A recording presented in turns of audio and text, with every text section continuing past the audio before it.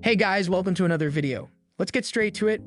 No money, no problem is a well-known saying, but it does not appear to apply to the rappers that went bust. They lost everything due to terrible record deals, while others lost everything because they didn't know how to manage their money properly. So, why don't you stick about to find out who the 10 rappers are who lost their millions? Starting number 1 on the list is Trick Daddy. Trick Daddy rose to fame in the Miami rap scene, where he was known for rapping about thug life and thug problems. According to court documents obtained by Gossip, the rapper made $75,000 in 2016 but only $17,000 in the first few months of 2017. This is when he filed for Chapter 13 bankruptcy. That's not a great achievement for anyone, but for Trick Daddy, it was the third time in 3 years that he had to go to court to keep from going bankrupt. The rapper's previous bankruptcy agreements were thrown out because he didn't make payment plans. He filed for bankruptcy again in May 2017 to keep his Florida home from being sold at auction. He said at the time that his assets were worth between $100,000 and $500,000, but he had no cash or money in the bank. In the meantime, he owed $280,000 on his house, $290,000 in back taxes, and $57,000 in unpaid child support. The second is Nas. Nas has had a long and successful career. Between 1994 and 2018, he was on the Billboard Hot 100 chart nearly 20 times. No matter how bad things were in their marriage, the divorce made it clear how bad Nas's finances were. Essence says that Nas said he owed his manager $700,000 and the IRS millions while they were talking about how many children's support he would pay. But he still had to pay over $50,000 in child support every month. He might not have had the money though, because Kelly said Nas wasn't paying his bills before they were even divorced. DJ Booth says the judge said he owed her $300,000 in back child support and spousal support, but Nas said that paying that amount would put him out of business. Kelly said that Nas made $150,000 a month, but his lawyer said that he made substantially less than that. To pay the bill, he had to set up a payment plan. Then in 2012, Nas lost his home in Georgia because he didn't pay his mortgage. It was taken by the bank and sold at auction.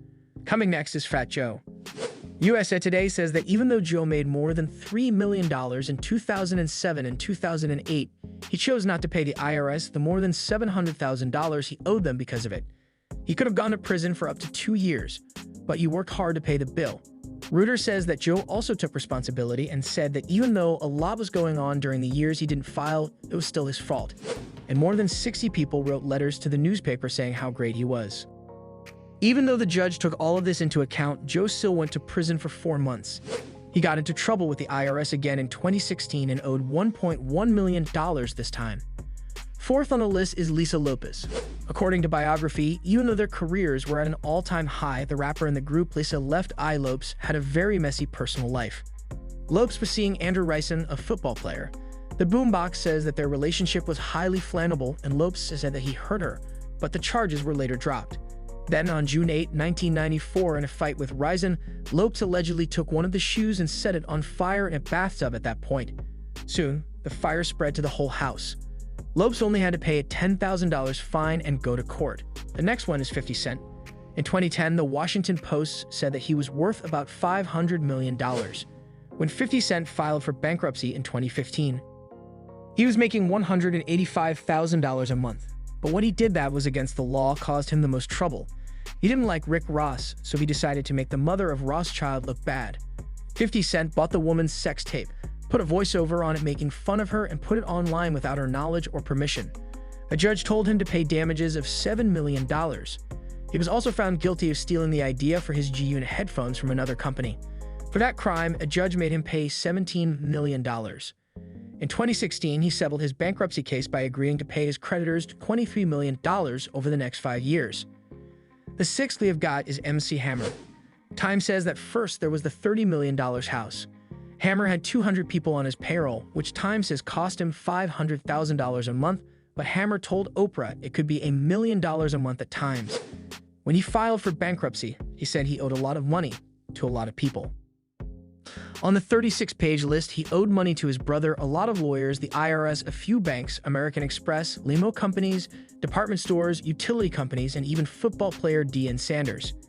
Hammer said he lost his heart and gave the money to too many other people instead of himself. Still, he told Oprah in 2011 that he wouldn't change anything even if he could. He believes in the butterfly effect and that if things had gone differently, he wouldn't have his kids or the peace he has now. Another one on the list is Lil Kim.